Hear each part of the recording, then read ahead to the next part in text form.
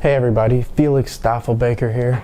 I wanted to make a video called 0 to 1 EOS.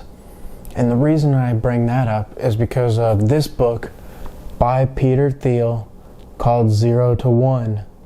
He wrote it back in 2012, and if you have a chance, I would definitely recommend this book. Read this book more than once, listen to it on audiobook. I mean, it's pretty short.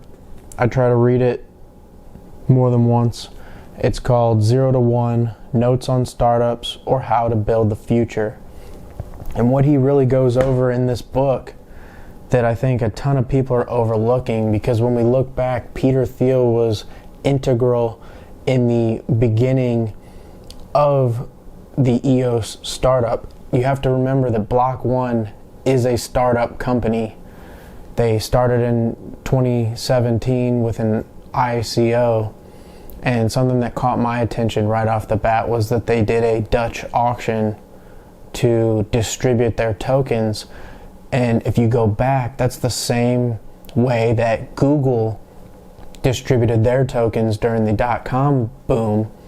And a lot of people overlook that or may think that's just coincidence, but I think that's intelligent design repeating itself and making it, kind of putting stamps of approval by these global conglomerates that have proven themselves successful. And if you were to invest in Google and have held until now, you would be fabulously wealthy. And the same kind of opportunity persists with something like EOS. When you look at the architecture of it, it's similarly designed in that Peter Thiel, who worked, don't forget, with Elon Musk to create PayPal, was on the board of Block One initially, and then was able to sell some shares at a premium in order to rotate new board members for the next process fulfillment of the EOSIO protocol through Block One. And so in his book, he talks about how some of the most profitable companies in the world were not necessarily profitable for the first few years while they were building out a foundation of how to actually achieve success. If you look at Amazon, they were not running profit for quite a while. Jeff Bezos was running that out of his garage, and there was time. At first, he started off focusing on something very small like books, and before you know it, he was expanding to now it's everything, even purchasing grocery stores and things like that. So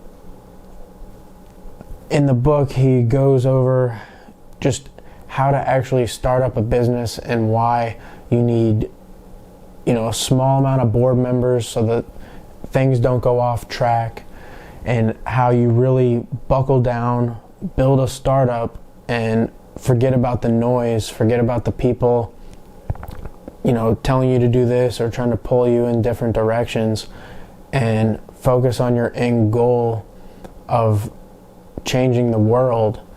And if you look at the track record that he's laid out at Block One and how he's been advising since he left as a board member of Block One, you can really start to see that EOS is really following the 0 to 1 roadmap on how to actually, become, in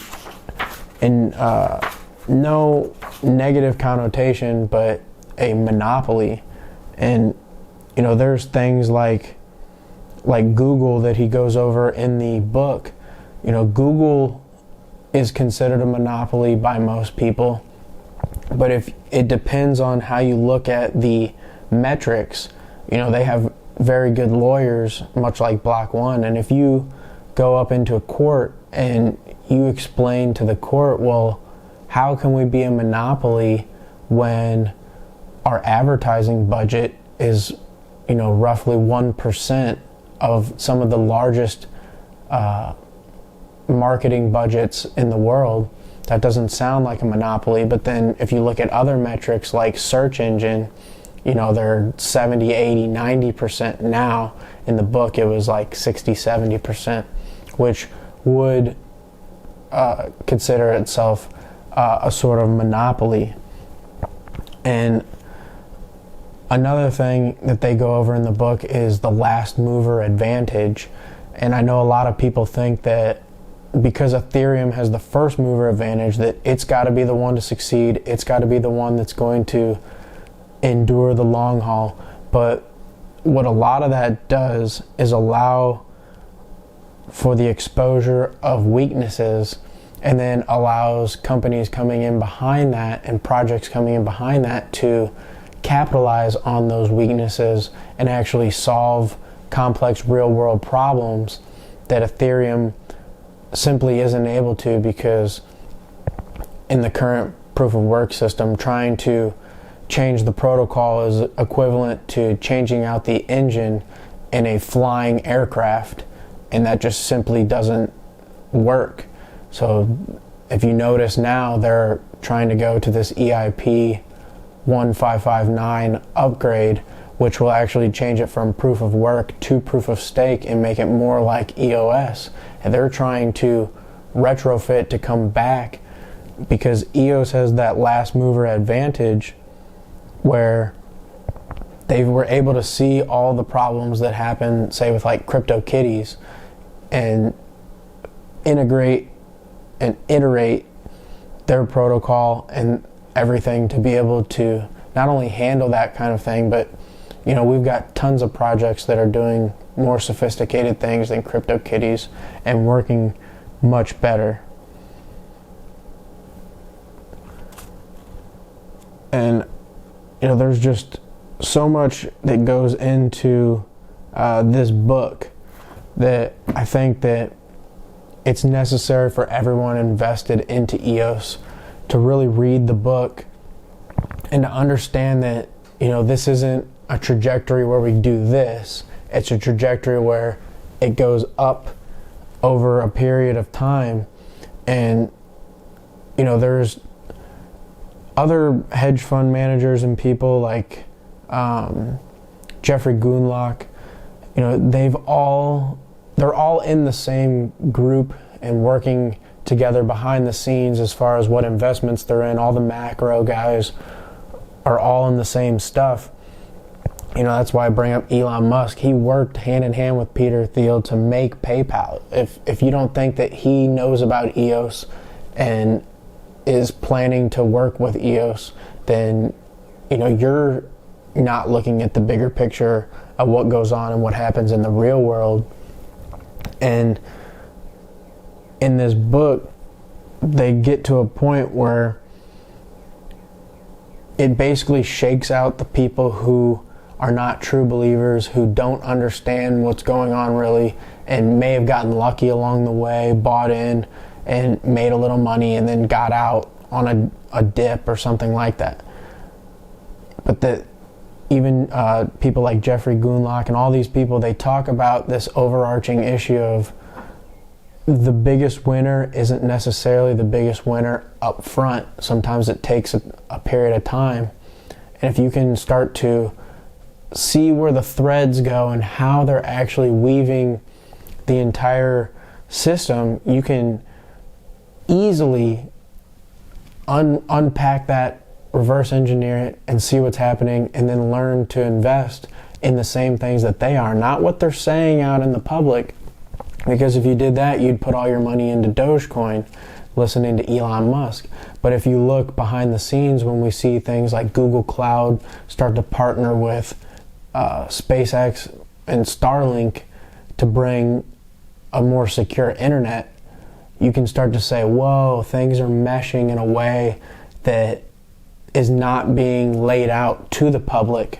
And for good reason, because a lot of this will pass them by, and they'll end up using products like Starlink that are running on this technology. Well, I want to be the one that's investing in the technologies that are being delivered to the masses. And that's how you can create generational wealth and the things that, you know, a lot of us feel like we are deserving of. And a lot of the masses are deserving of it too, but if they can't see what's going on and they can't take the action and they can't withstand the volatility and they can't withstand the real world applications that come along with that, they're going to simply miss out, and that is when it becomes on them. So I just want to put that out there, you know, 0 to 1 EOS, and read the book 0 to 1 by Peter Thiel, and I think it will change your outlook on a lot of things and really make a lot more sense of what's taking place. So I want to put that out there. Stoffel Baker out.